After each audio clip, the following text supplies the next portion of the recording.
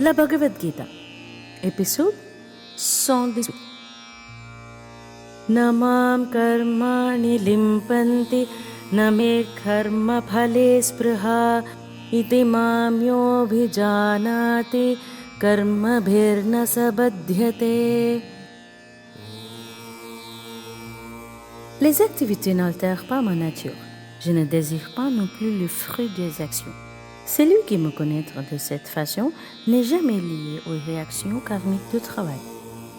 Signification.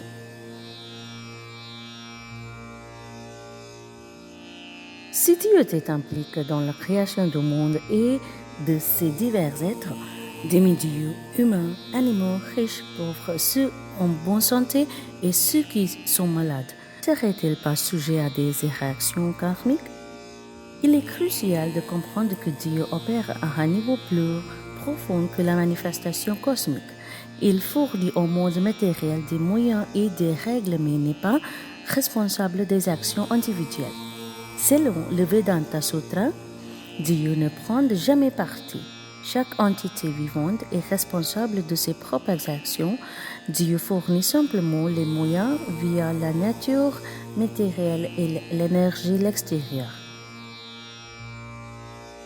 Il est le pourvoyeur, pas l'acteur.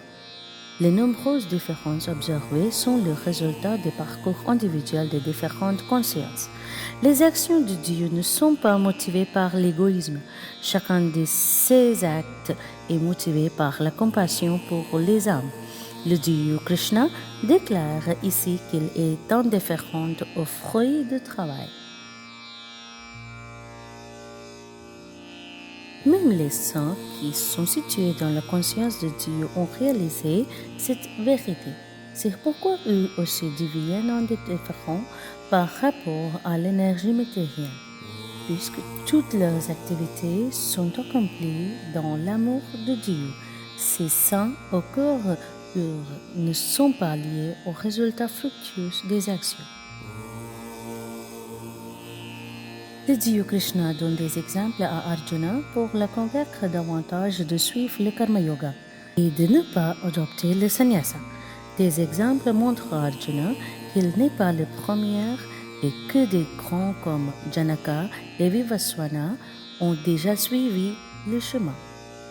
Analogie. Pour une jeune fille douée en chant, en danse, en art ou en sport, ses parents voudraient toujours trouver le bon exemple.